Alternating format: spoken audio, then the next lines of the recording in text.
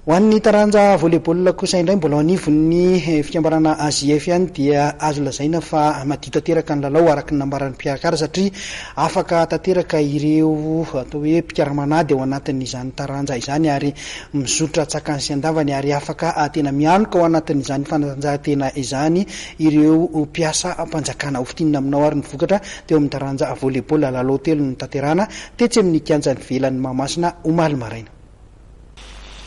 Ekipa 20 no mandray anjara eo amin'ny taranja volleyball eo amin'ny fifaninanana fedina ny tompon-daka ny faritra Analamanga ho an'ireo mpiasam-panjakana mpanao fanatanjahantena mivondrona ao anatin'ny ASIEF.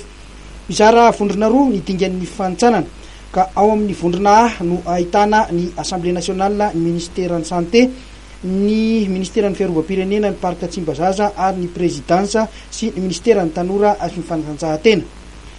Ao amin'ny vondrona B kosa ny misy ny université Antananarivo, ny MEEF, ny ministère ny fitsarana zareo avetsy amin'ny Sénat ary ny ministère ny fanabeaza am-pirenena.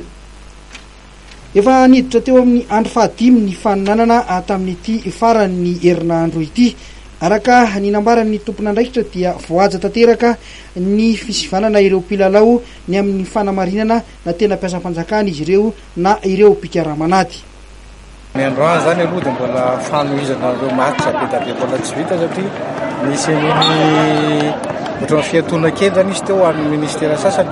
ohatra ny miaramila zao consommer dia nisy ministera hafa koa ohatra PRM koa zao tsy afaka nanao izy tamin'ny heriny dia androany koa vao tonga zareo dia mbola tsy dia hita mihitsy zany hoe misongadina izy mitarika amin'ilay polina misy anazy tsirairay avy. Manahoana aloha ny atao hoe fisotro ny faninanana raha amin'ny ankapobeny ho anareo ato amin'ny taranja volley. Raha misotro ny faninanana indray no tanenao zany dia izay matsapa fa misy fandrosoana tokoa izy ary misy fitsirihana andreo le ekipa voalaza fa mercenaire sy ireo licencié zany efa voasivana avokoa zany izy aloha hatramin'izao hatreto. Toy izao ary ny vokatra tamin'ity faran'ny herinandro ity lalao telo ny tanterahana tetsy amin'ny kianja ivelan'ny Mahamasina ka ny ministère ny fanabeazam-pirenena nandresy ny ministère ny environnement tamin'ny seta telo no ray 520 no 220, 520 no 720, 520 no 220, 520 no 320.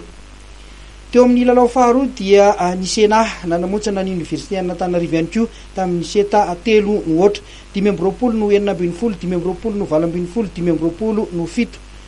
Ny présidence dia niondrika tamin'ny seta telo no ohatra ihany koa nanoloana ny parc Tsimbazaza tamin'ny seta telo no ohatra izany 520 no 420, 520 no 420 ary 520 no 720.